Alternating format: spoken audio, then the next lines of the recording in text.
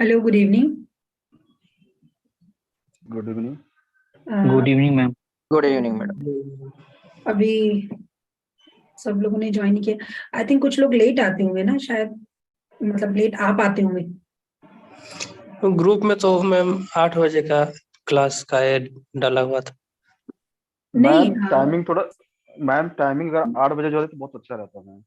Actually क्या मैं late आता हूँ, 7:30 के बाद ही ऑफिस से आ पाता हूँ मैं। जी, बिल्कुल सर, ये चीज होती होगी आप लोगों के साथ। तो जी ठीक है, मैं एक बार डिस्कस कर लेंगे सर से इस बारे में। जी। और क्योंकि एक्चुअल में वो जो ऑफिस दूर पड़ जाता तो डेली अप डाउन करने में थोड़ी लेट हो जा रहा है मेरा। जी, और अभी मार्च में तो मुझे लगता है कि और प्रॉब्लम ही रहेगी आप लोगों जी को। जी मैम, मार्च तो में और भी प्रॉब्लम रहेगी हमारी। चलिए, देखेंगे सर। मार्च में थोड़ा ऐसे कर लेंगे कि और लेट नाइट क्लास कर लेंगे, जैसे 9-9:30 कुछ ऐसे करके ना। क्योंकि जी आप देखिए चैप्टर्स इतने ज्यादा हैं, और आप लोग खुद ही देख पा रहे हैं कितना लेंदी है। क्योंकि जी अगर मैं मैम। आप लोगों को सारा कंटेंट कवर नहीं कराऊंगी ना, तो फिर आप लोगों को बुक से पढ़ना पड़ेगा, उसके लिए बुक परचेज करनी पड़ेगी, तो वो फिर अननेसेसरी बर्डन हो जाएगा आप लोगों के ऊपर, परचेज करने का भी। और उसको फिर आप लोगों के पास वैसे ही टाइम नहीं है, तो फिर आप कैसे पढ़ेंगे इतना सारा कंटेंट। ठीक है, तो क्योंकि आप देखिए अकाउंट्स में, एएफ में ही आपका 35 चैप्टर्स है। और आप लोग देख ही रहेंगे, ऑन एन एवरेज हमें एक चैप्टर में मिनिमम 2 to 3 डेज लग जा रहे हैं। कोई चैप्टर है तो वो 2 डेज में भी। अभी हमने जो कॉस्टिंग वाले किए, 3-3 दिन में हमारे ये चैप्टर कंप्लीट हुए। तो इस हिसाब से तो 35 into 3 करके आप देखिए, अगले अटेम्प्ट तक पूरा हो पाएगा। मई तक तो मुश्किल ही लग रहा है। तो मतलब चलिए, करेंगे, कोई नहीं, थोड़ा सा। अच्छा, देखिए क्लास में ना अभी पढ़ाते हुए थोड़ा सा ये ना स्पीड जो है वो थोड़ा सा ज्यादा रखनी पड़ती है। हो सकता है कि उसकी वजह से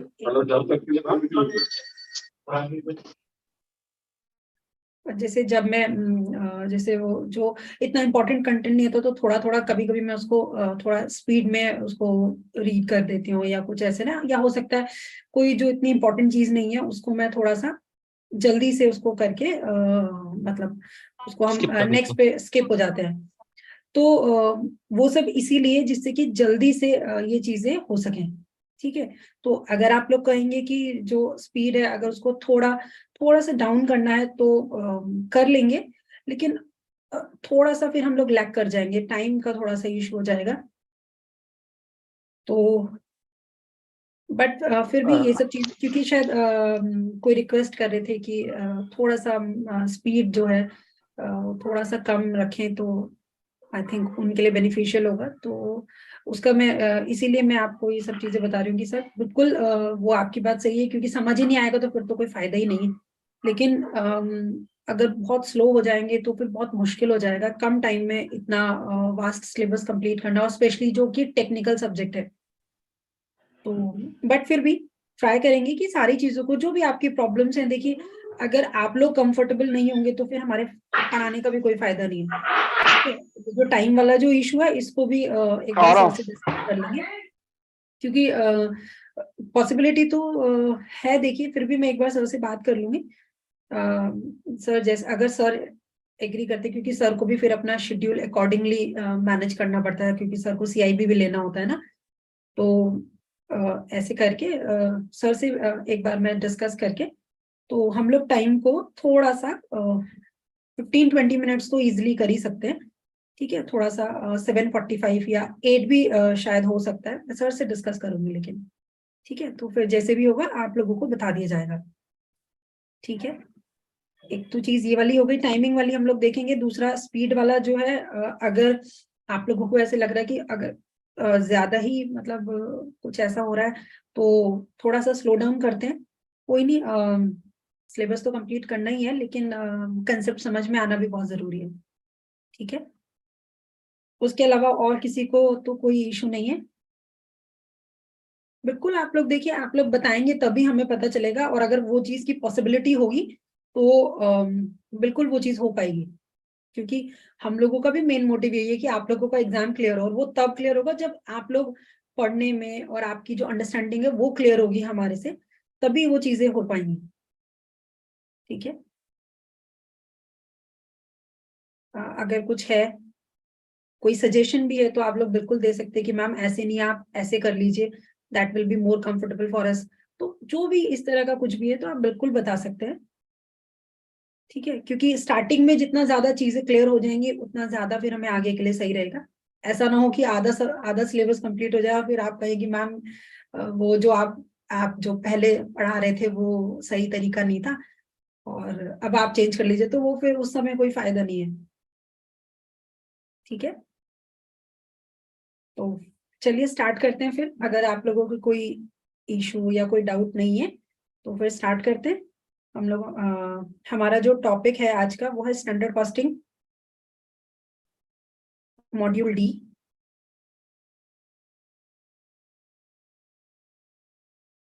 देखिए, स्टैंडर्ड कॉस्टिंग इसको हम ऑलरेडी पढ़ चुके हैं। कहाँ पे पढ़ चुके हैं? अच्छा, कोई मुझे बताएगा कि ये जो है ये मेथड ऑफ कॉस्टिंग है या नहीं? Is it a method of costing? है मैडम। सोच के बताइए। कल ही हम लोगों ने है मैडम, मेथड्स ऑफ कॉस्टिंग का चैप्टर कंप्लीट किया है। है मैडम। अच्छा, उसमें पढ़ाया था क्या मैंने कुछ स्टैंडर्ड कॉस्टिंग? बताइए, मैंने उसमें क्या क्या पढ़ाया था? जहां तक मैं रिकॉल कर पा रही हूँ, यूनिट कॉस्टिंग, जॉब, प्रोसेस, और फिर उसके बाद प्रोसेस के बाद क्या था? कॉन्ट्रैक्ट, कॉन्ट्रैक्ट के बाद बैच बैच और सर्विस कॉस्टिंग, मल्टीपल कॉस्टिंग, और क्या था? आई थिंक यही थे, है ना? तो जब हमने पूरा चैप्टर पढ़ा मेथड ऑफ कॉस्टिंग का, उसके अंदर ये टॉपिक से ये वाला तो था ही नहीं, तो फिर ये इसका मतलब ये मेथड ऑफ कॉस्टिंग नहीं है। तो फिर ये क्या है? इट इज अ टूल और टेक्निक ऑफ कॉस्टिंग, ठीक है। ये जब मैंने आप लोगों को कॉस्टिंग वाला जो चैप्टर था हमारा यूनिट 31, जहां पर था आपका an overview of cost and management accounting, वहां पर मैंने आप लोगों को क्लियर किया था मेथड ऑफ कॉस्टिंग ये वाले होते हैं, जो हमने अभी लास्ट जो चैप्टर है उसको हमने कंप्लीट किया है। और स्टैंडर्ड कॉस्टिंग, जो स्टैंडर्ड कॉस्टिंग है ये क्या है? Standard costing, marginal costing, budgetary control, ये सब हमारे टूल्स और टेक्निक्स ऑफ कॉस्टिंग है, ठीक है। देखिए, इस तरह से ये क्वेश्चन बनेगा। आपको पूछेंगे कि बताइए which of the following is a tool और टेक्निक ऑफ कॉस्टिंग, और ऑप्शंस में आपको इस तरह से 2-3 यहाँ से उठा के दे देंगे, एक स्टैंडर्ड कॉस्टिंग दे देंगे, तो आंसर क्या होगा? आंसर होगा स्टैंडर्ड कॉस्टिंग, या फिर मार्जिनल कॉस्टिंग अगर ऑप्शन में हुआ तो वो हो सकता है, या फिर बजटरी कंट्रोल हो सकता है। तो इस तरह की क्वेश्चंस बन सकते हैं। या फिर आपसे बोलेंगे कि बताइए मेथड ऑफ कॉस्टिंग इनमें से कौन सा नहीं है, तो ये सब ऑप्शंस में होंगे, एक स्टैंडर्ड कॉस्टिंग कर देंगे, तो आप क्या कहेंगे? स्टैंडर्ड कॉस्टिंग जो वो मेथड ऑफ कॉस्टिंग नहीं है, वो क्या है? वो उसका एक टूल है या एक टेक्निक है, ठीक है। ये चीज क्लियर है? तो यहाँ से क्वेश्चन बन सकता है, जिस तरह का बन सकता था मैंने आप लोगों को बता दिया, तो आप लोग थोड़ा सा अलर्ट रहिएगा। देखिए, अब ये जो चैप्टर हमारा ये मॉड्यूल डी का यूनिट 33 है, इसके बाद 34 एंड 35 2 यूनिट्स और बचेंगे, जिसमें कि ये वाला स्टैंडर्ड कॉस्टिंग है, नेक्स्ट हमारा मार्जिनल कॉस्टिंग होगा, और फिर लास्ट इस मॉड्यूल में हमारा बजटरी कंट्रोल एक चैप्टर है वो होगा, ठीक है। तीनों ही स्टैंडर्ड कॉस्टिंग के चैप्टर है। मैंने आपको बताया भी था कि ये जो हमारा मॉड्यूल है it is more towards cost accounting, ठीक है। भले एक चैप्टर इसमें था कि overview of cost and management accounting, लेकिन मैनेजमेंट अकाउंटिंग जो है वो आपको देखने को मिलेगा मॉड्यूल सी के अंदर, जहां पे फाइनेंशियल मैनेजमेंट है।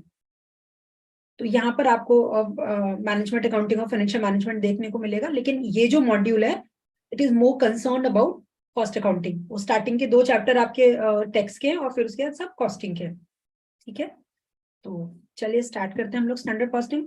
थोड़ा सा एक आइडिया हम लोगों को है स्टैंडर्ड कॉस्टिंग का ऑलरेडी, जब हम लोग ने यूनिट 31 किया था वहां पर हमने थोड़ा सा पढ़ा था इसके बारे में। तो देखिए क्या होता है स्टैंडर्ड कॉस्टिंग। स्टैंडर्ड का मतलब आप लोग समझते हैं, जैसे कि हमारा कुछ बेंचमार्क आप समझ लीजिए, ठीक है। मैंने बोला कि भाई सपोज अगर मैं 1 यूनिट ऑफ कोई भी प्रोडक्शन कर रही हूँ, तो उसमें मेरा 0.20 मटेरियल लगना चाहिए, ठीक है, या फिर मेरा 10 पैसे पर यूनिट लेबर कॉस्ट आना चाहिए। तो इस तरह के जब हम बेंचमार्क सेट करते हैं तो इस तरह की कॉस्टिंग को हम क्या कहते हैं, स्टैंडर्ड कॉस्टिंग कहते हैं। ठीक है, थोड़ा कंटेंट से पढ़ते हैं।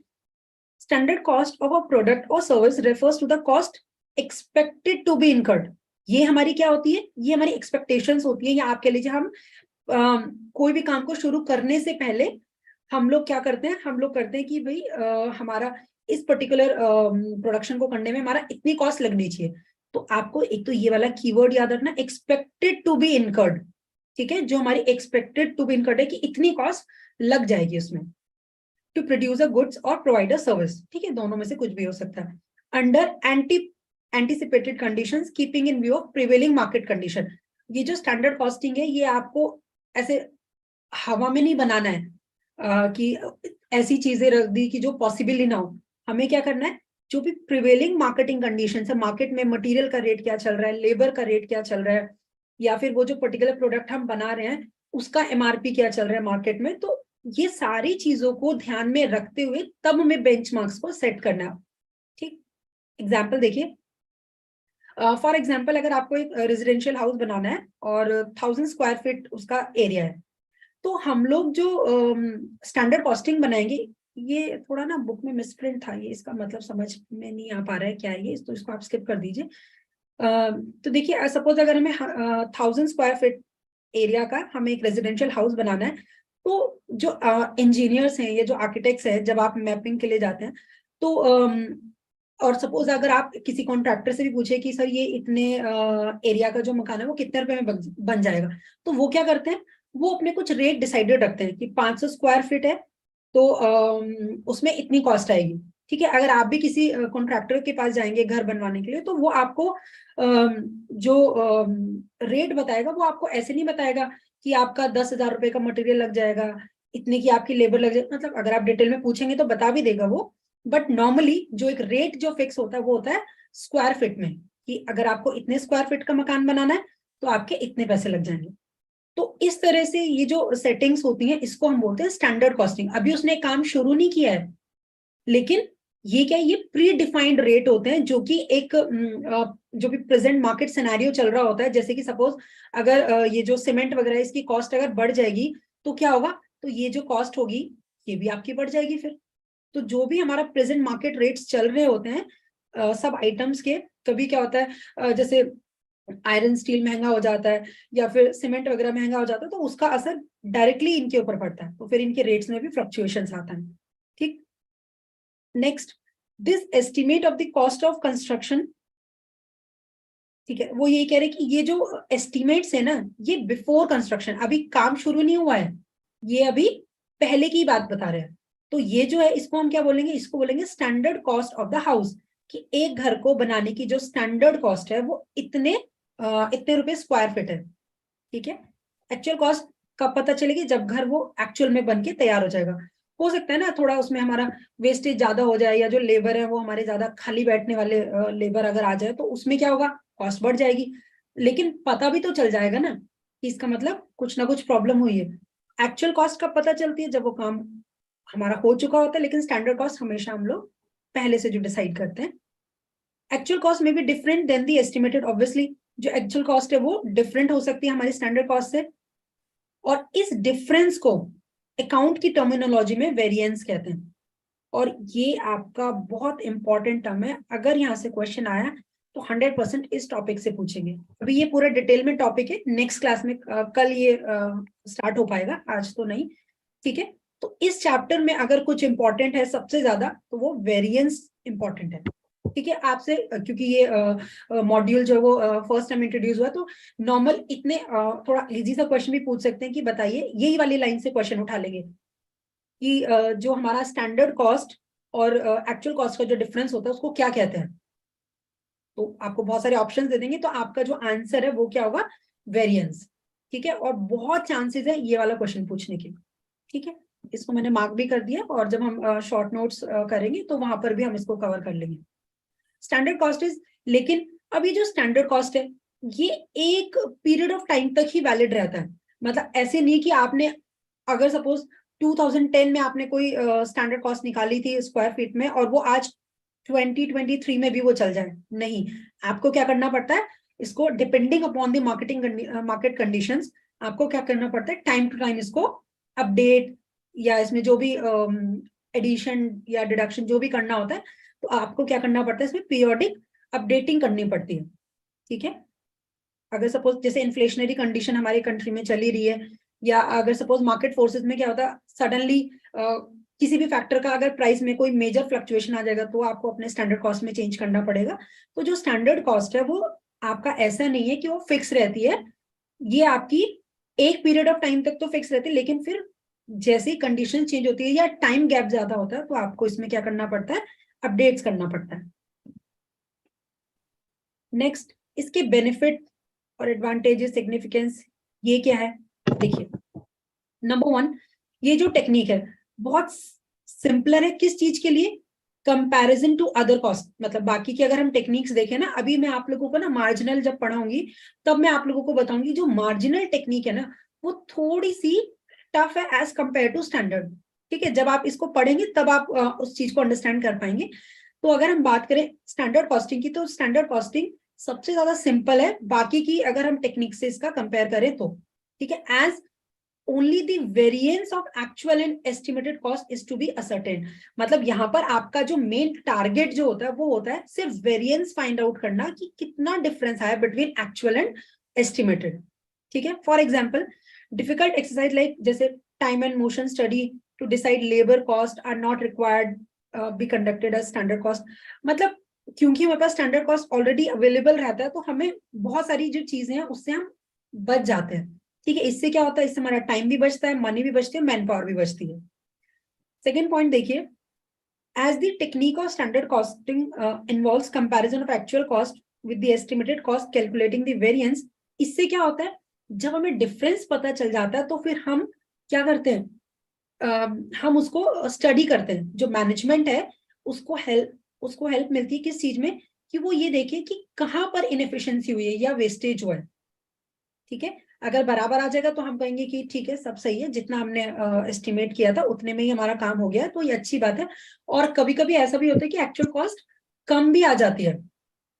मतलब स्टैंडर्ड कॉस्ट सपोज हमने 100 माना था और कभी कभी ऐसा भी होता है कि हमारा 90 में ही काम हो गया, तो ये हमारी क्या होती है, इसका मतलब हमारा जो भी काम है वो अच्छा है, हमारी एफिशिएंसी बहुत अच्छी है। लेकिन अगर जनरली ऐसा नहीं होता है, हमेशा 100 से अबव ही या इक्वल भी बहुत रेयर सिचुएशन होती है, 110 105 इस तरह से रहता है। तो ये जो डिफरेंस आता है चाहे 1 रुपए का है चाहे कितने का भी आए, इससे क्या होता है, फिर जो मैनेजमेंट है वो ये चेक करते हैं कि इनएफिशिएंसीज कहाँ पर रही और फिर उसको लोकेट करके उसको एलिमिनेट करने की कोशिश करते हैं। ठीक है, the delegation of authority and fixation of responsibility for each department or individual is relatively simpler in applying this technique। देखिए, सपोज अगर आपको पता है, अब आप भले किसी पर ट्रस्ट भी नहीं करते बट स्टिल आप उसको ये काम, अगर आपके पास उसके स्टैंडर्ड्स अवेलेबल हैं तो आप उसको वो काम सौंप सकते हो। क्यों? क्योंकि आपको पता है कि आपने उसको बता दिया कि भाई काम मुझे इसी सर्कल के अंदर चाहिए, मतलब इतने ही एस्टिमेशन में मुझे काम चाहिए। तो और अगर दूसरी तरफ आप कह देंगे भाई जितने भी पैसे लगे लेकिन आप मुझे काम करके दो, तो वहां पर भी प्रॉब्लम हो सकता है। ठीक है, लेकिन स्टैंडर्ड कॉस्टिंग में जो डेलीगेशन ऑफ अथॉरिटी और फिक्सेशन ऑफ रिस्पॉन्सिबिलिटी होता है, डेलीगेशन ऑफ अथॉरिटी मतलब आपने अपनी रिस्पॉन्सिबिलिटी या आपका जो काम था वो आपने किसी और को दे दिया। तो ये जो चीज है वो हमारा स्टैंडर्ड कॉस्टिंग में इजी होती है as compare to other techniques, क्योंकि मार्जिनल टेक्निक में थोड़ा सा टेक्निकलिटी ज्यादा होती है, तो वहां पर डेलीगेशन ऑफ अथॉरिटी इतना इजी नहीं होता as in case of standard costing. ठीक है, अच्छा, as the standards are already known the operating staff. ठीक है, अब क्योंकि जो ऑपरेटिंग स्टाफ है उसको भी पता है कि भैया हमें किन स्टैंडर्ड्स पे काम करना है, तो कहीं ना कहीं वो भी क्या रहते हैं, मोर कॉम्पिटिटिव रहते हैं उस पर्टिकुलर टारगेट को अचीव करने के लिए। ठीक है, और वो कोशिश करते हैं कि हम इस टारगेट को अचीव करें, और जब वो कोशिश करते हैं टारगेट को अचीव करने की तो एफिशिएंसी ज्यादा आती है। ठीक है, last point, standard costing plays an important role in deciding the prices of products और services as the prices based on the standard cost are more realistic. ठीक है, अगर हम स्टैंडर्ड कॉस्ट के ऊपर प्राइसिंग करते हैं तो वो ज्यादा रियलिस्टिक रहता है। अगर आप सपोज जो सेलिंग प्राइस है उसको हम एक्चुअल कॉस्ट के ऊपर अगर फिक्स करेंगे तो क्या होगा, हो सकता है मार्केट में हमारे इस प्रोडक्ट को एक्सेप्टेंस ना मिले। ऑब्वियसली अगर मार्केट में ऑलरेडी कोई प्रोडक्ट 10 रुपए में बिक रहा है और आप सपोज अपने एक्चुअल कॉस्ट के ऊपर अगर आप अपना सेलिंग प्राइस कैलकुलेट करते हैं, तो क्या पता आपकी जनरली एक्चुअल कॉस्ट ज्यादा ही आती है, तो सपोज 12 रुपए आ गई, तो अब मार्केट में जो चीज 10 रुपए में मिल रही है वही अगर आप 12 में देंगे तो ऑब्वियसली यही वाले की सेल बढ़ेगी, आपकी डाउन हो जाएगी, तो फिर तो 12 में भी उस प्रोडक्ट को बना के कोई फायदा नहीं है। तो इसीलिए जनरली जो प्राइसेस होते हैं प्रोडक्ट्स और सर्विसेज के, वो बेस्ड होते हैं स्टैंडर्ड कॉस्ट पे। ठीक है, क्यों? क्योंकि स्टैंडर्ड कॉस्ट कैसे कैलकुलेट होती है, मार्केट में जो भी सिचुएशन चल रही होती है उनके बेस पे। ठीक है,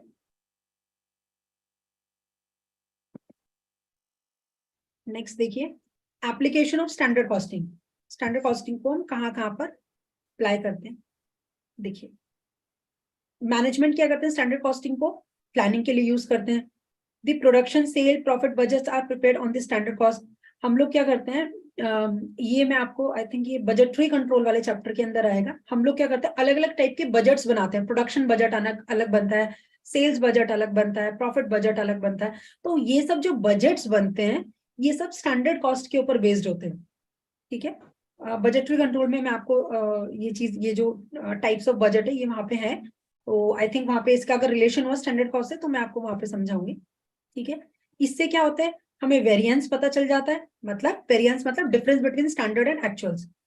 दूसरा, इससे क्या होता है, जब वेरिएंस पता चल जाएगा तो हम क्या करते हैं, आइडेंटिफाई कर पाते हैं उन एरियाज को जहां पे इनएफिशिएंसी रही है। क्योंकि अभी आपको पढ़ने में ऐसे लग रहा है कि हम एक कोई प्राइस स्टैंडर्ड में फिक्स कर देते होंगे कि टोटल कॉस्ट इतनी आनी चाहिए, नहीं। यहाँ पर क्या होता है, मटेरियल की भी डिफरेंट डिफरेंट कॉस्ट होती है। मटेरियल का जो आपका क्वांटिटी है वो इतनी, और जो उसका रेट है वो इतना, मतलब बहुत स्पेसिफिक होती है ये। ऐसे नहीं कि बस कोई एक ही रेट हो गया, क्योंकि आपके कोर्स में इतना डिटेल में नहीं है तो इसलिए मैं ऊपर ऊपर से बता रही हूँ। लेकिन आप बिल्कुल भी ये मत समझिएगा कि स्टैंडर्ड कॉस्ट का मतलब कि आपने ये 10 रुपए या 500 रुपए आपने ऐसे डिसाइड कर लिया कि ये स्टैंडर्ड कॉस्ट है, ऐसा नहीं होता है।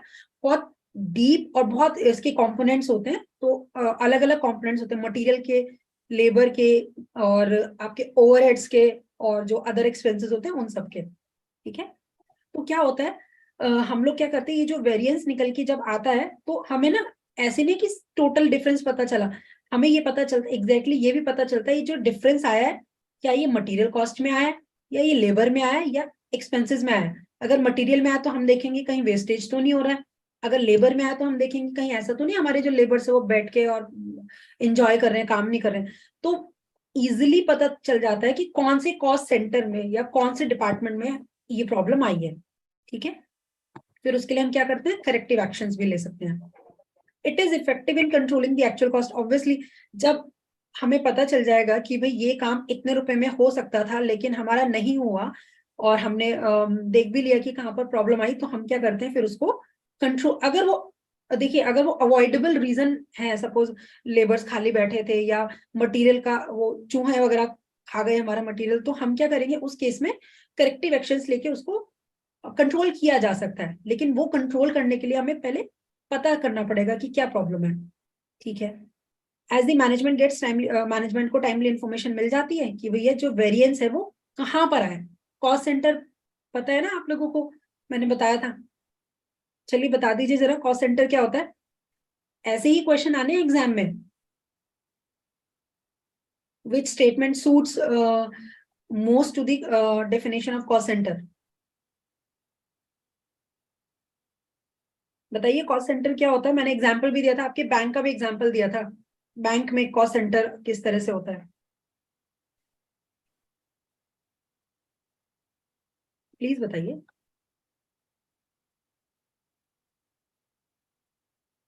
Cash counter, loan department.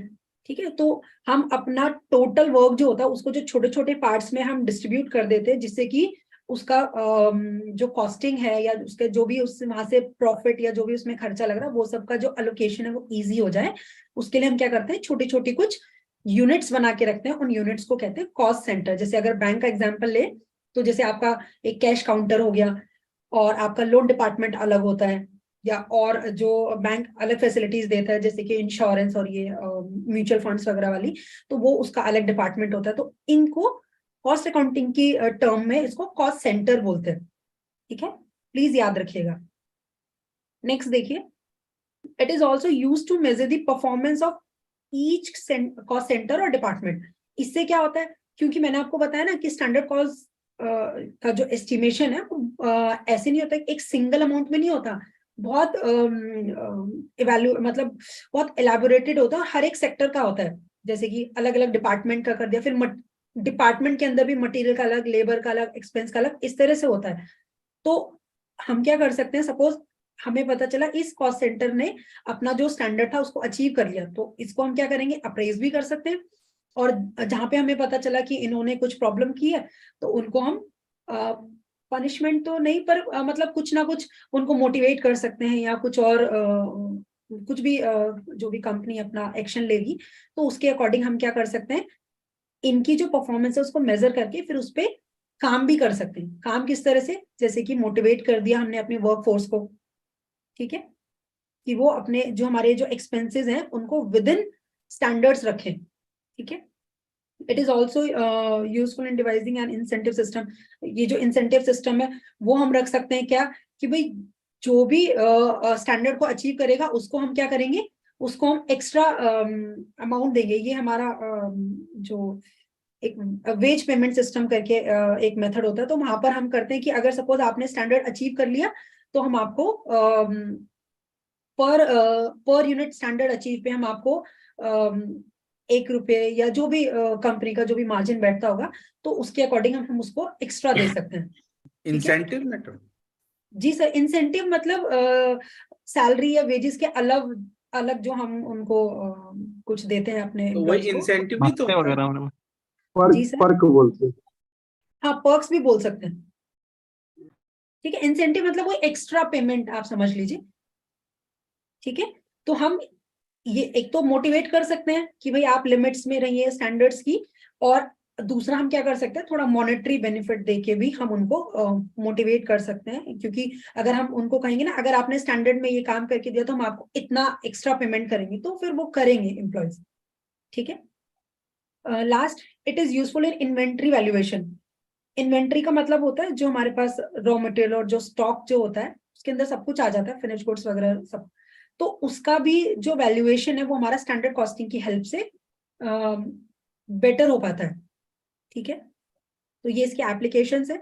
यहाँ से जो इम्पोर्टेंट है चीजें, इन पॉइंट बस आपको ये क्लियर होना चाहिए कि हम नॉर्मली स्टैंडर्ड कॉस्टिंग, पूरे स्टैंडर्ड कॉस्टिंग का ना सिर्फ एक कंसेप्ट आप समझ लीजिए, स्टैंडर्ड्स को सेट करना है, फिर उसको एक्चुअल से कंपेयर करना है, फिर वेरिएंस निकालना है, वेरिएंस निकाल के आपको देखना है कि किस पर्टिकुलर कॉस्ट सेंटर या डिपार्टमेंट में ये प्रॉब्लम है, मतलब कौन नहीं अचीव कर पा रहे हैं स्टैंडर्ड, सभी नहीं कर पा रहे हैं, या फिर कोई एक कॉस्ट सेंटर है या कोई डिपार्टमेंट है या कुछ एक एम्प्लॉयज हैं वो ही नहीं कर पा रहे हैं। तो फिर हम क्या कर सकते हैं, उसको मोटिवेट कर सकते हैं या पनिश भी कर सकते हैं। बहुत सारी जो भी डिपेंड करेगा सिचुएशन में, अगर कोई जानबूझ के कर रहा है या फ्रिक्वेंटली कर रहा है तो उसको पनिश भी कर सकते हैं, और अगर हमें ऐसा लग रहा है कि थोड़ा मोटिवेशन की कमी है तो उसको इंसेंटिव के फॉर्म में उनको, या नॉर्मल वैसे ही उनको मोटिवेट भी कर सकते हैं, ठीक है। Next, types of standards. किस किस टाइप के हम लोग स्टैंडर्ड सेट कर सकते हैं। सपोज देखिए, हमारे पास एक ट्रांसपोर्ट कंपनी है और वो ये जानना चाहती है, ट्रांसपोर्ट कंपनी, कि how many kilometres a truck driver can drive in a day, ठीक है। सपोज हम ये जो ट्रांसपोर्ट कंपनी है वो ये जानना चाहती है, it wants to set it, क्योंकि वो एप्रोप्रिएट स्टैंडर्ड सेट करना चाहते हैं, क्योंकि उनको क्या करना है, अपना बजट्स प्रिपेयर करना है, बजट प्रिपेयर करना है, और दूसरा उनको कंपेयर भी करना है परफॉर्मेंस। अब सपोज उनके पास 100 ड्राइवर्स हैं, ठीक है, अब सबकी तो परफॉर्मेंस एक जैसी नहीं होगी, कम ज्यादा कुछ ना कुछ होगा। तो जब हम कुछ स्टैंडर्ड सेट कर लेंगे और फिर हम क्या कर सकते हैं, कंपेयर कर सकते हैं उनकी परफॉर्मेंस, मतलब सारे ट्रक ड्राइवर्स की परफॉर्मेंस को। तो अब कंपनी क्या कर सकती है, कंपनी में fix standards on the basis of performance of few drivers who have maximum efficiency. हम क्या कर सकते हैं, सपोज हमने 100 का सबका डेटा ले लिया, और उसमें से जो 2 ट्रक ड्राइवर्स हैं उनकी एफिशिएंसी सबसे ज्यादा है, तो हमने क्या किया, उन दोनों में से एक का हमने क्या कर लिया, स्टैंडर्ड बना लिया, क्योंकि कि भाई अगर ये बंदा अचीव कर सकता है तो बाकी लोग भी तो कर सकते हैं, ठीक है।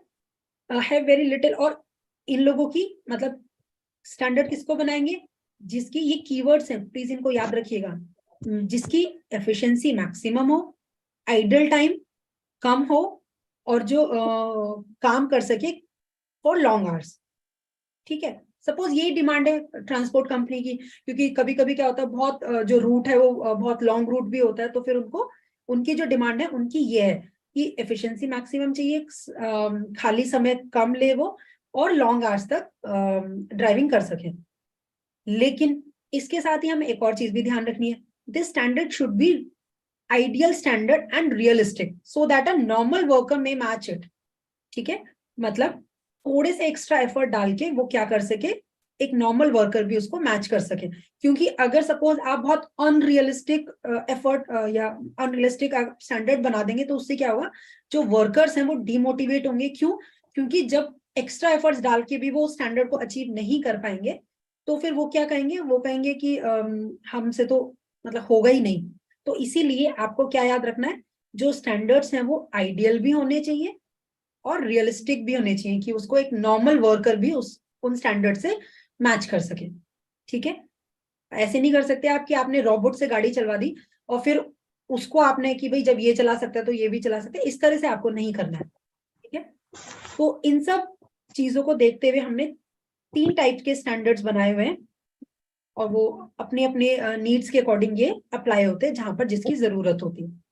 तो सबसे पहले देखिए बेसिक स्टैंडर्ड्स। ये जो स्टैंडर्ड होते हैं ये किस लिए बनाए जाते हैं, जब हमें लॉन्ग पीरियड ऑफ टाइम तक कुछ स्टैंडर्ड्स को यूज करना होता है। इसीलिए देखिए इसका नाम है बेसिक स्टैंडर्ड। इसका मतलब इसमें जो स्पेसिफिक चीजें जो है वो कम होगी, ये बहुत बेसिक सा स्टैंडर्ड होगा। इसका जो मेन एडवांटेज है वो यही है कि ये लॉन्ग पीरियड तक हम इसको यूज कर सकते हैं, और फिर क्या कर सकते हैं, कंपैरिजन कर सकते हैं एक्चुअल कॉस्ट से।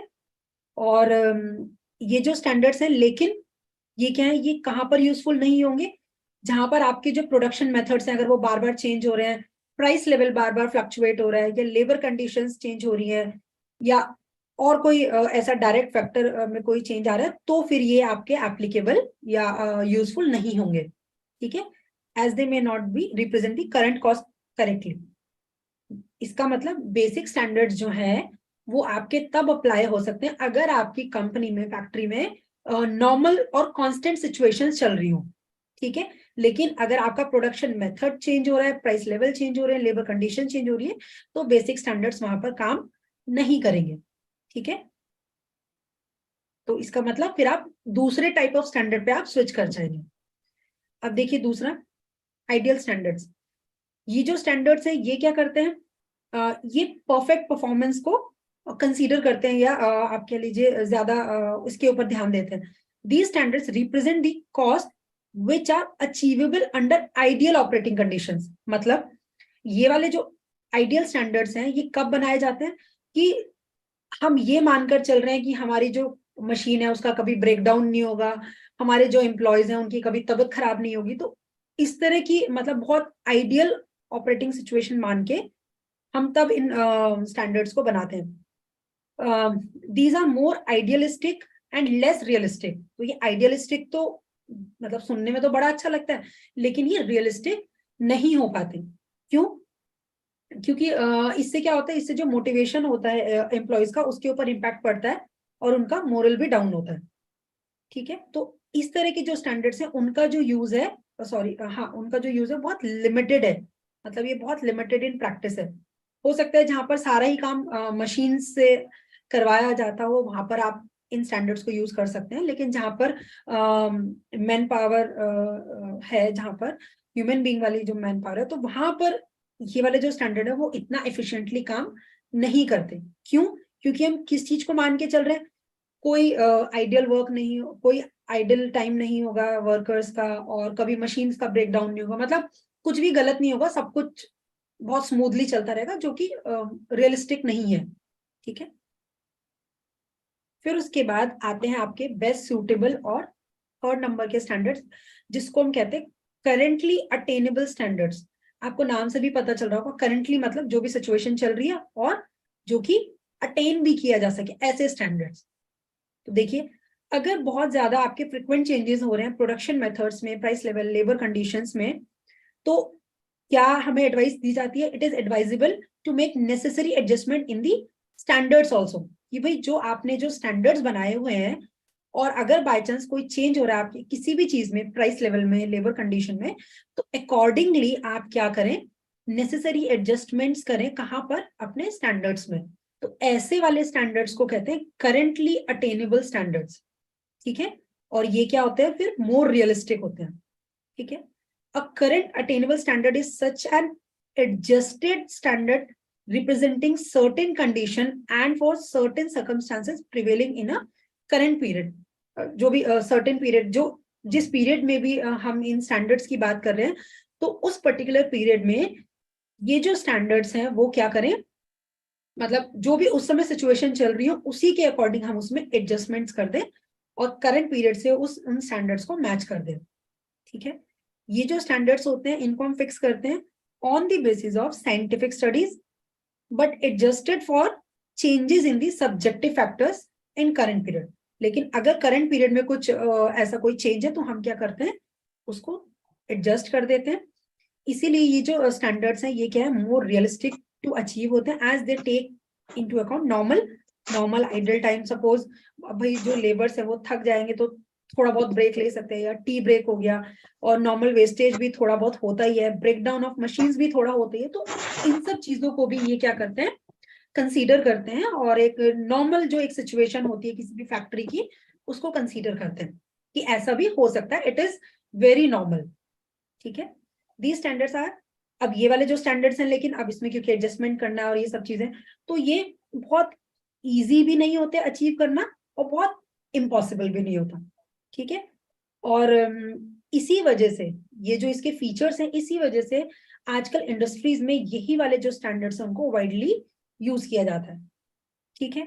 आई होप तीनों टाइप के आपको क्लियर होंगे। बेस्ट आपका करंटली अटेनेबल स्टैंडर्ड है, और बेसिक स्टैंडर्ड जो लॉन्ग पीरियड तक यूज कर सके, और आइडियल वाला जो था, आइडल और आइडियल में प्लीज ध्यान रखिएगा। आइडल मतलब ये वाला आइडल, ये वाला जब हमारे जो वेजर्स जो हैं या जो मजदूर हैं वो अगर खाली बैठे हैं, ठीक है। और आइडियल मतलब वो वाला परफेक्ट वाला। तो जो आइडियल स्टैंडर्ड था उसमें क्या है, वो रियलिस्टिक नहीं होता, वो ये मान के चलता है कि कोई भी मिसहैपनिंग या कोई भी अननेसेसरी ब्रेक नहीं लगेगा और कुछ नहीं लगेगा, तो वो हर जगह एप्लीकेबल नहीं होते। जहां पर सारा काम थोड़ा मशीन्स वगैरह से होता है तो वहां पर वो एप्लीकेबल है, बट नॉर्मल सिचुएशंस में वो एप्लीकेबल नहीं है। तो बेस्ट सूटेबल जो आजकल सब इंडस्ट्रीज फॉलो कर रही है वो है करेंटली अटेनेबल स्टैंडर्ड, ठीक है। आई होप क्लियर होगा। चलिए अब हम लोग आते हैं next, components of standard costing system. अब देखिए स्टैंडर्ड कॉस्टिंग सिस्टम के अंदर क्या क्या कंपोनेंट्स होते हैं। नंबर 1, हमें क्या करना होता है, डिसीजन लेना पड़ता है स्टैंडर्ड कॉस्ट से रिगार्डिंग किसमें, मटेरियल का, लेबर का, ओवरहेड्स का। मैंने आपको बताया था ना, स्टैंडर्ड का मतलब सिर्फ इतना नहीं है कि 100 रुपीज पर यूनिट हमारा एक्सपेंस आना चाहिए, दैट्स इट, बस टोटल में हम देख लेंगे। नहीं, हम क्या करते हैं, उसको छोटे से छोटे यूनिट तक हम उसको डिवाइड करके उसका भी स्टैंडर्ड सेट करते हैं। हम सिर्फ टोटल कॉस्ट का नहीं करते कि मटेरियल इतना लगना चाहिए, लेबर इतनी लगनी चाहिए, ओवरहेड्स जो है वो इतने लगने चाहिए, ठीक है। तो हम लोग क्या करते हैं, इन तीनों चीजों का डिसीजन लेते हैं, इन तीनों चीजों के स्टैंडर्ड कॉस्ट का डिसीजन लेते हैं, decision on the pricing of the product, और अकॉर्डिंगली फिर हम क्या करते हैं, सेल और प्रॉफिट बजट बनाते हैं, ठीक है। अपने प्रोडक्ट का प्राइसिंग सेट करने के बाद फिर हम सेल बजट और प्रॉफिट बजट बनाते हैं। उसके अलावा segregating, ascertaining and recording the actual cost and profit. उसके अलावा जो और काम होता है स्टैंडर्ड कॉस्टिंग सिस्टम में, वो क्या होता है कि जो भी हमारे एक्चुअल कॉस्ट लगे हैं एक्चुअल में, क्योंकि देखिए जो हमें पेमेंट्स करनी है या फिर जो भी हमें एक्चुअल जो अपनी अकाउंटिंग में हम दिखाएंगे, अकाउंटिंग में थोड़ी ना स्टैंडर्ड दिखाएंगे कि भाई ये चीज 100 रुपए में होनी थी तो 100 ही रुपए लिखेंगे, ठीक है, ऐसा तो नहीं होता।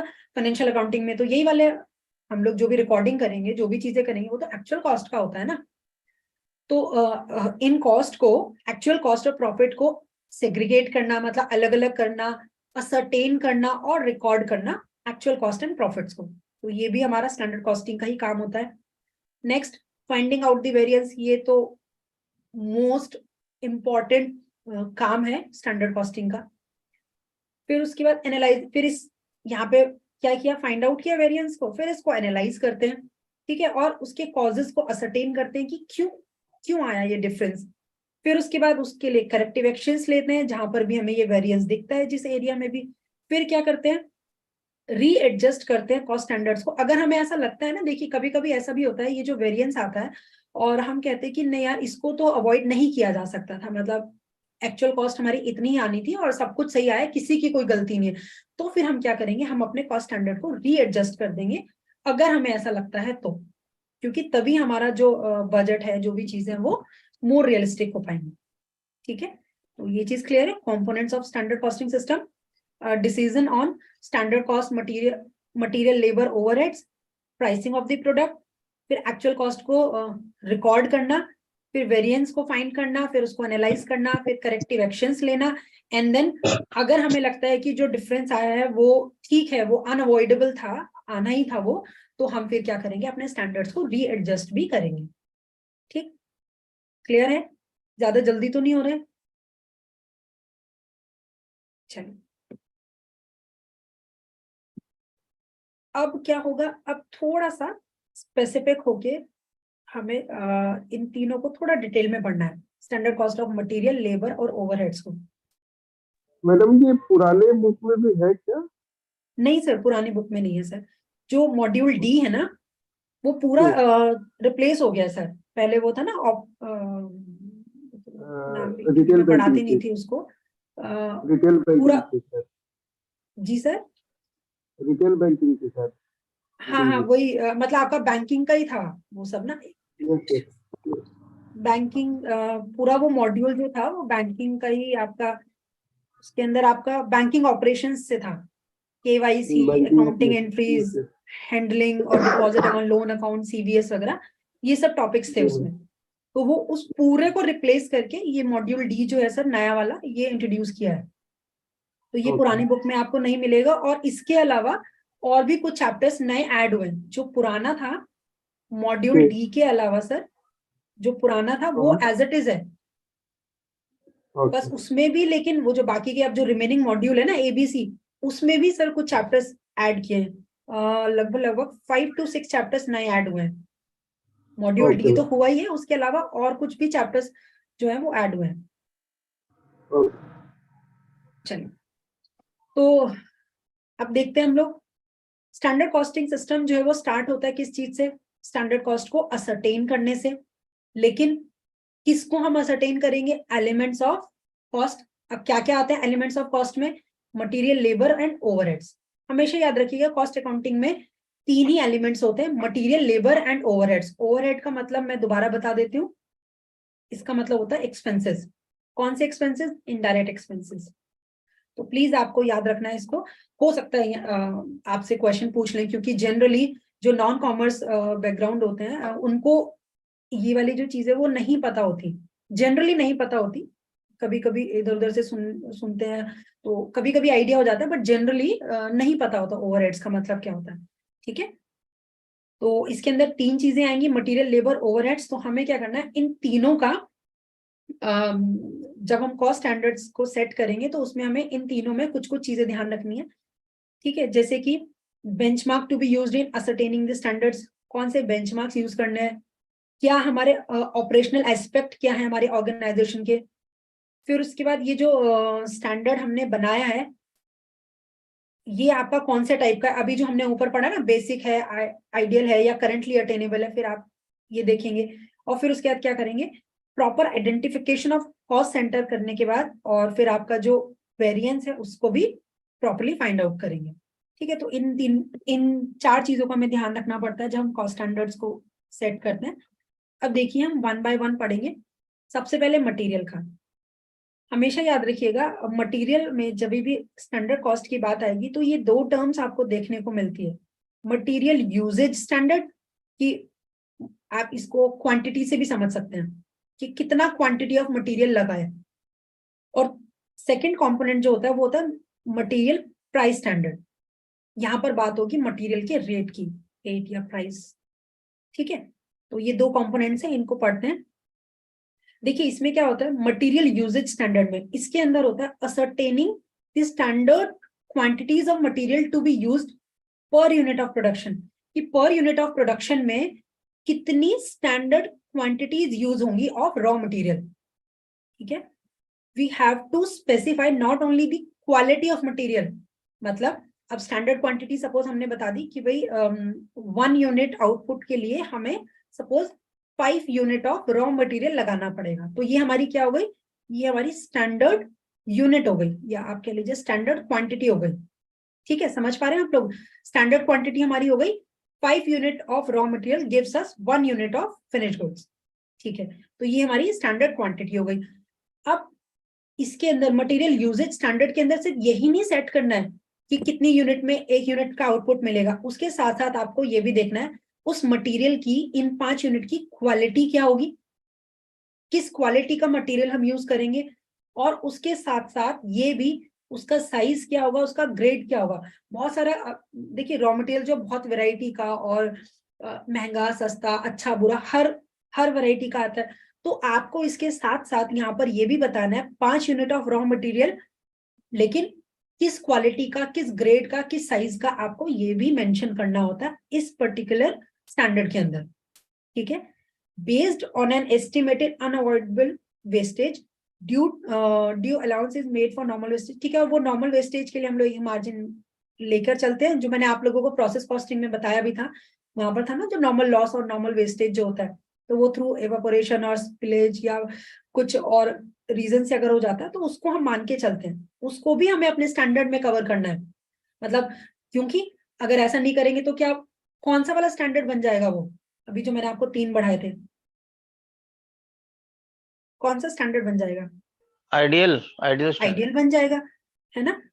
तो यही चीज का आपको ध्यान रखना है कि जो भी पॉसिबिलिटीज हो सकती हैं उन सबको कंसीडर करते हुए तब आपको स्टैंडर्ड सेट करना है। तो मटेरियल यूजेज स्टैंडर्ड में क्या क्या आएगा, आपको क्या करना है, क्वांटिटी, देन उसकी पहले तो क्वांटिटी कितनी होगी नंबर्स में, फिर उसके बाद उसका क्वालिटी में क्या चीज आएगा, उसका साइज, ग्रेड वगैरह जो भी उसकी स्पेसिफिकेशन होगी इस पर्टिकुलर रॉ मटेरियल की, वो सब भी आपको ध्यान रखना है।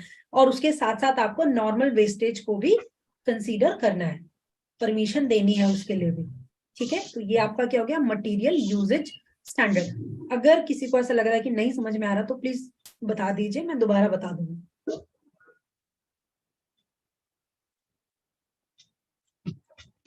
चलिए आगे बढ़ते हैं। अच्छा, जब आप लोग कुछ नहीं बोलते तो मैं फिर अज्यूम कर लूं ना कि सब सही चल रहा है ना? देखिए अगर कुछ भी प्रॉब्लम होगी तो प्लीज बोलिएगा।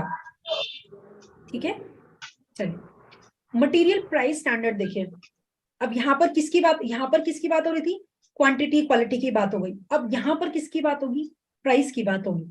अब देखिए ये जो स्टैंडर्ड्स हैं इसको बनाया जाता है किस लिए, set for the prices of materials used per unit of production में जो मटेरियल यूज होगा उसकी प्राइस क्या होंगे, due to consideration is given to the efficiency of production. अब इसके अंदर हम क्या करेंगे, परचेजिंग, स्टोर कीपिंग, ये सबको कंसीडर करेंगे। While setting the price standard हमें किन किन चीजों का ध्यान रखना है कि परचेज में हमें डिस्काउंट कितना मिला, मतलब मिलना चाहिए, क्योंकि मिलेगा तो ही हमारी जो ये प्राइसिंग कॉस्ट जो है वो थोड़ी कम आएगी।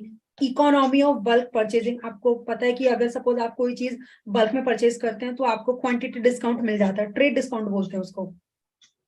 ठीक है, दूसरा past trend of prices and anticipated changes in the market price of material, मतलब जो भी आपके पुराने जो ट्रेंड्स हैं प्राइस को लेके उनको भी आप कंसीडर कर सकते हैं while deciding material price standard. और उसके अलावा अगर मार्केट में प्राइस में कोई चेंज आया तो आप उसको एंटिसिपेट कर सकते हैं, मतलब अपडेट कर सकते हैं अपने स्टैंडर्ड के अंदर।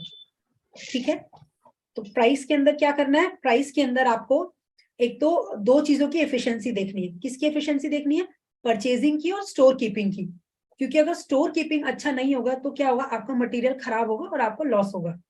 दूसरा आपको क्या ध्यान देना है, जो फैसिलिटी जो भी चीजों से आपका प्राइस कम हो सकता है, जैसे discount on purchases, economy of bulk purchasing, उससे क्या होता है ट्रांसपोर्टेशन कॉस्ट भी बचती है अगर आप बल्क परचेजिंग करते हैं। एक हमारा ना एक टर्म होता है, वो शायद अगर कहीं आएगा तो मैं आप लोगों को बताऊंगी, उसको EOQ बोलते हैं, इकोनॉमिक ऑर्डर क्वांटिटी। तो यहाँ पर क्या होता है ना, यहाँ पर हम वो परफेक्ट क्वांटिटी निकालते हैं हम रॉ मटेरियल की, जो हमें ऑर्डर करनी है। कहने का मतलब ये है कि हमें एक बार में कितना ऑर्डर करना चाहिए, उसका भी एक फॉर्मूला होता है कॉस्ट अकाउंटिंग के अंदर। अगर कहीं होगा सिलेबस में तो मैं कराऊंगी, अदरवाइज कोई फायदा नहीं है। तो यहां से आपको वो नंबर ऑफ यूनिट्स मिल जाती है कि जितना, अगर आप ये पर्टिकुलर यूनिट्स अगर आप परचेज करते हो तो आपको आपका सब कुछ परफेक्ट रहेगा, मतलब कोई भी कॉस्ट आपकी बढ़ेगी नहीं। क्योंकि अगर आप एक्सेस में खरीद लोगे तो क्या होगा, फिर उसकी स्टोरेज कॉस्ट बढ़ जाएगी, बहुत कम खरीदोगे तो ट्रांसपोर्टेशन कॉस्ट बढ़ जाएगी। तो एक आइडियल जो एक कॉम्बिनेशन होता है नंबर ऑफ यूनिट्स का, वो हमें EOQ से पता चलता है।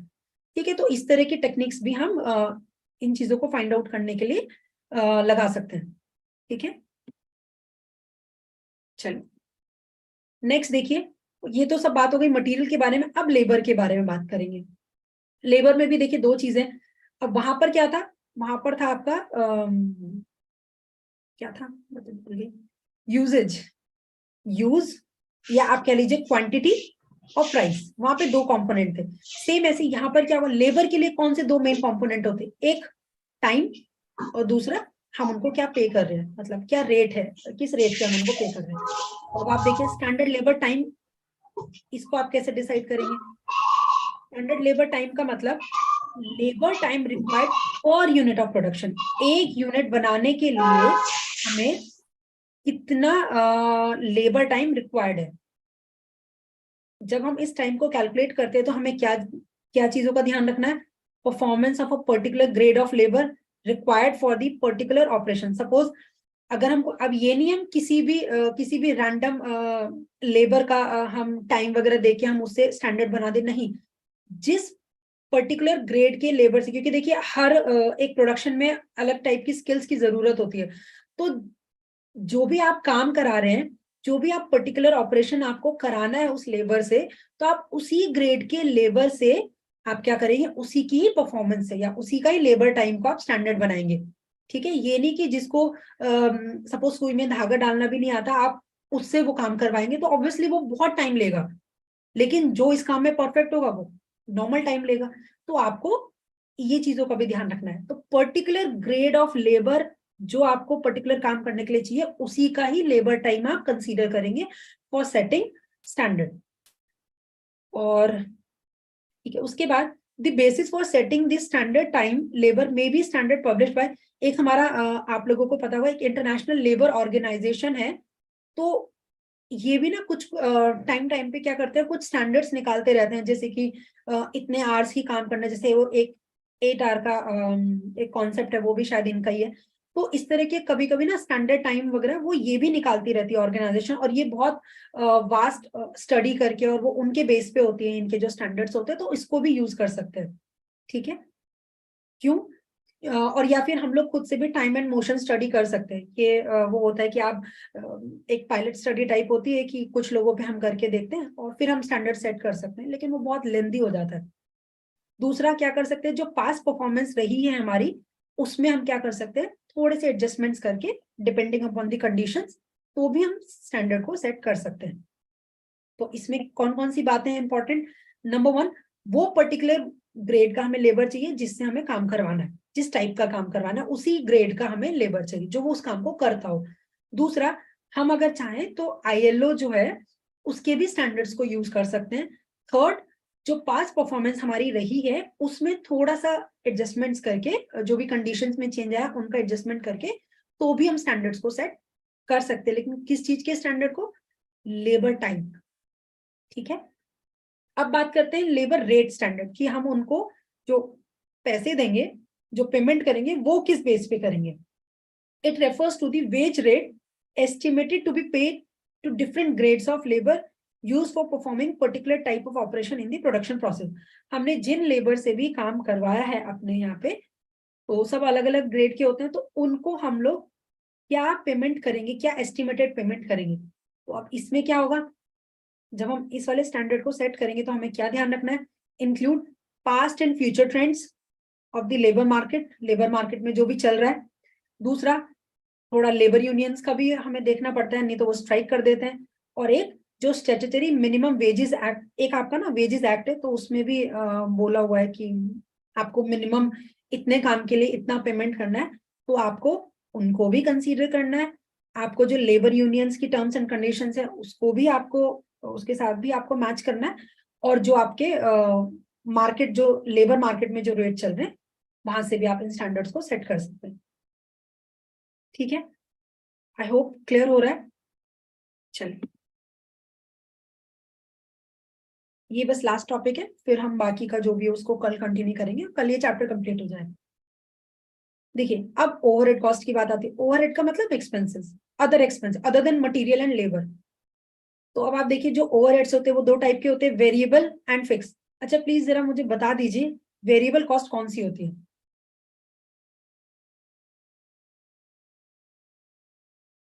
प्लीज बताइए।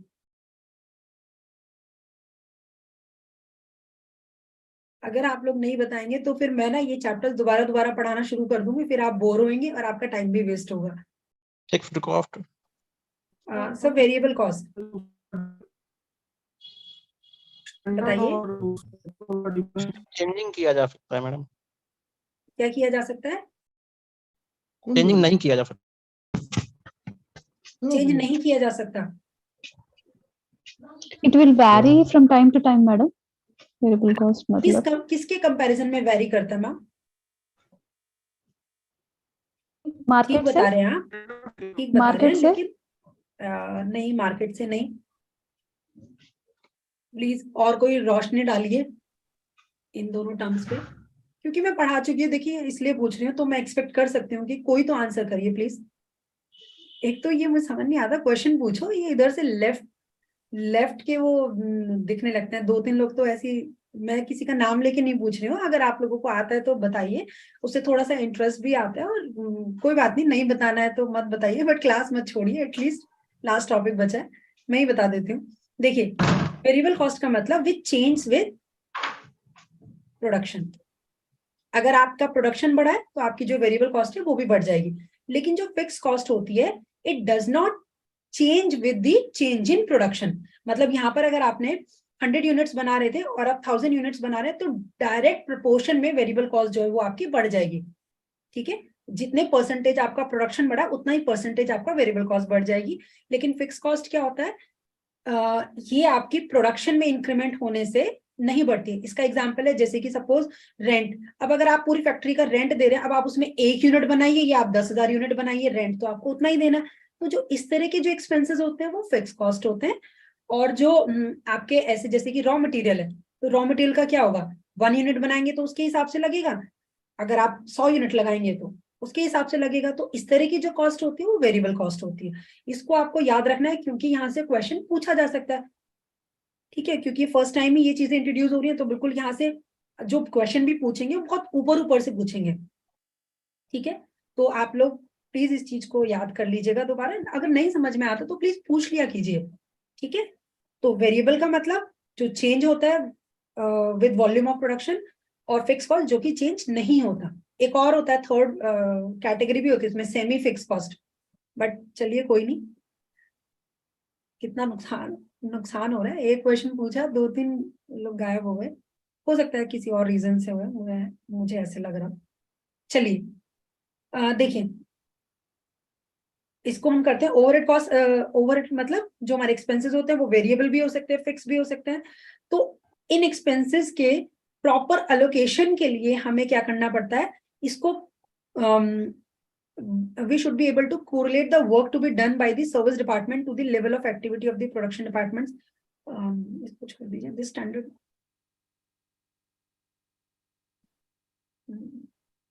देखिए, जो स्टैंडर्ड ओवरहेड रेट्स जो है हर डिपार्टमेंट के, चाहे वो सर्विस डिपार्टमेंट के हो, उसको हमें क्या करना पड़ता है? उनको पहले असरटेन करना पड़ता है, और फिर हम उनको वेरियस डिपार्टमेंट्स में क्या करते हैं? अप्लाई करते हैं। अब ये जो रेट्स हैं फॉर प्रोड्यूसिंग डिपार्टमेंट्स में भी expressed as percentage of direct labour cost and machine hour rate. अब देखिए, ये जो स्टैंडर्ड ओवरहेड्स होते हैं ये आपके ऐसे भी हो सकते हैं, जैसे कि अगर मैं आपसे कहूँ सेलिंग एंड डिस्ट्रीब्यूशन एक्सपेंसेस है सपोज। ठीक है, अब ये क्या है? हमने कहा कि ये आपके हमने जो पास्ट एक्सपीरियंस में देखा है कि 10% ऑफ टोटल सेल होते हैं फॉर एग्जाम्पल। तो हम क्या करेंगे, जो भी हमारी सेल होगी, सेल के ऊपर 10% कैलकुलेट करके हम ये वाले एक्सपेंसेस निकाल लेंगे। तो ये वाले जो होते हैं इसको हम एज परसेंटेज ऑफ किसी में भी, कि वो लेबर कॉस्ट के इतना परसेंट है, या फिर जो सपोज कुछ और आपके ट्रांसपोर्टेशन एक्सपेंसेस हैं, तो वो आप की जो आपका मटेरियल आया है उसके 10% है, 20% है, या फिर जो आपके एडमिनिस्ट्रेटिव कॉस्ट होती हैं कि वो 25% of prime cost, sorry prime cost कह रही हूँ, डायरेक्ट कॉस्ट है। ठीक है, तो इस तरह से हम लोग क्या करते हैं, उसका रिलेशन बना देते हैं अदर एक्सपेंसेस से। For achieving the best result we should take an integrated approach when setting standards each for. अब ये ओवरऑल कह रहे हैं, ये इसका पार्ट नहीं है, वो ये कह रहे हैं कि जब भी आप स्टैंडर्ड सेट करते हैं, तो अभी हमने मटेरियल पढ़ लिया, लेबर पढ़ लिया, ओवरहेड कॉस्ट पढ़ लिया, हमें क्या करना है, एक इंटीग्रेटेड अप्रोच को फॉलो करना है। उसमें क्या होगा, जब हम स्टैंडर्ड सेट करेंगे मटेरियल, लेबर, ओवरहेड्स का, तो हमें सबको एक साथ लेकर चलना है। और अगर बाय चांस कभी ऐसा होता है, सपोज आपने क्वालिटी ऑफ मटेरियल के साथ कॉम्प्रोमाइज कर लिया, हो सकता है आपकी कॉस्ट में थोड़ा प्रॉब्लम आ जाए, तो आपने एक कम ग्रेड का मटेरियल यूज कर लिया, ठीक है, तो वहां पर आपने क्या किया, मटेरियल से कॉम्प्रोमाइज किया। तो आप ऐसा कर सकते हैं कि जो लेबर कॉस्ट स्टैंडर्ड्स हैं वहां पर आप थोड़े से लिबरल हो जाए, कि थोड़ा एक्स्ट्रा वो कर दीजिए। तो इस तरह से आप क्या कर सकते हैं, मतलब एक कॉम्बिनेशन बना सकते हैं कि अगर कहीं पे लैक हो गए तो दूसरी जगह पे थोड़ा उसको बैलेंस करने की कोशिश कीजिए। तो इस तरह से हम लोग इन स्टैंडर्ड्स को सेट कर सकते हैं। जो हमने पढ़ा, इसमें ओवरहेड वाला इतना इंपॉर्टेंट नहीं है, लेकिन ये जो मटेरियल और लेबर वाला है ये बहुत इंपॉर्टेंट है। स्पेशली ये standard labour time, labour rate standard, ये आप लोगों को पता होने चाहिए। Ma'am selling and distribution variable cost है या फिक्स्ड कॉस्ट है? सर सेलिंग एंड डिस्ट्रीब्यूशन जो है, अब ये जो एक्सपेंसेस है ये भी डिपेंड करता है। ये ज्यादातर ना सर सेमी वेरिएबल के अंदर आते हैं, क्योंकि सपोज अब हमारा आप मान लीजिए सेल्समैन है, तो वो जो सेल्स पर्सन होगा हमारा, जरूरी नहीं है कि वो जैसे जैसे यूनिट बढ़े उसके साथ ही वो अपनी सैलरी भी बढ़ा दे। एक सपोज एक फिक्स होगा कि भाई अगर वो 1000 तक यूनिट सेल करता है तो हम उसकी सैलरी 10,000 रखेंगे, और इसके बाद सपोज अगर वो पर 100 पे हम क्या करेंगे, उसको थोड़ा इंसेंटिव दे देंगे। तो वो डायरेक्ट प्रोपोर्शन में नहीं होता, तो इसलिए वो वेरिएबल में नहीं आएगा, लेकिन हाँ सेमी वेरिएबल में आ सकता है कि कुछ एक अमाउंट उसकी फिक्स करके और बाकी हम उसको थोड़ा सा जोड़ सकते हैं, वो परसेंटेज या फिर पर उसके अकॉर्डिंग रहता है। Then electricity and water ma'am, manufacturing units के लिए इलेक्ट्रिसिटी और जो वाटर है सर वो भी सेमी वेरिएबल में आएगा। क्यों आएगा सेमी वेरिएबल में, क्योंकि कुछ स्टैंडर्ड चार्जेस होते हैं उसमें जो कि आपका आना ही आना है। और अगर बाय चांस आपका काम ही कुछ ऐसा है, जैसे सपोज मशीन है तो वो डायरेक्ट इलेक्ट्रिसिटी कंज्यूम कर रही है, तो वो आपका कुछ लिमिट तक आप उसको क्या कर सकते हो, सेमी वेरिएबल, मतलब कुछ लिमिट तक फिक्स होगा और बाकी का वेरिएबल होगा। तो जहां पर भी डबल कॉम्बिनेशन होता है, ऐसे को हम सेमी वेरिएबल एक्सपेंस की कैटेगरी में रखते हैं। तो मैडम उसमें तो रहेगा वेरिएबल कॉस्ट और फिक्स्ड कॉस्ट, यही ऑप्शन रहेगा या सेमी वेरिएबल नहीं भी सर, ऑप्शन में सेमी रहेगा? वेरिएबल भी ऑप्शन रहता है। Okay ma'am. क्योंकि सर बहुत सारी ये चीजें ऐसी ना जो बिल्कुल डायरेक्ट प्रोपोर्शन में है, जैसे रॉ मटेरियल, लेबर, ये डायरेक्ट प्रोपोर्शन में, तो ये आपकी वेरिएबल कॉस्ट होती है। जैसे कि अब मैं आपको बताऊं, सपोज फेविकॉल है ना सर, अगर आप टेबल बना रहे हैं तो जो फेविकॉल है वो क्या है, वो आपका डायरेक्ट एक्सपेंस है। जितनी ज्यादा टेबल बनेगी उतना ज्यादा ही उसको चिपकाने के लिए फेविकॉल यूज होगा, तो फेविकॉल आपका वेरिएबल कॉस्ट है। इस तरह की जो कॉस्ट होती है जो डायरेक्ट प्रोपोर्शन में होती है विद प्रोडक्शन, उसको वेरिएबल कॉस्ट कहता है। ठीक है, चलिए थैंक यू। तो ये हमारा कंप्लीट हो गया। ये पीडीएफ मैं आप लोगों को शेयर कर दूंगी। और अच्छा, कुछ लोगों को थोड़ा सा प्रॉब्लम आ रही है वो क्लास को देखने में ना ऐप में, तो देखिए अपलोड हो चुका है।